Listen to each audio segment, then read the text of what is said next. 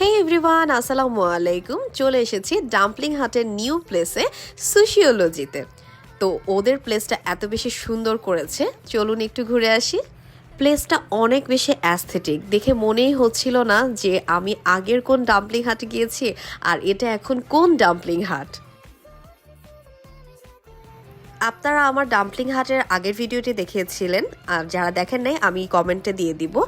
আগের প্লেস আর এখনকার প্লেস আকাশ পাতাল তফাৎ। আগে ছিল স্ট্রিটে আর এখন হচ্ছে খুবই সুন্দর অ্যাস্থেটিক একটা হচ্ছে প্লেসে। ঘুরে ঘুরে দেখতে দেখতে এর মধ্যেই আমাদের খাবার চলে এসেছে। অ্যান্ড টেস্টটা কিন্তু আগের মতোই খুবই ইয়াম্মি আছে।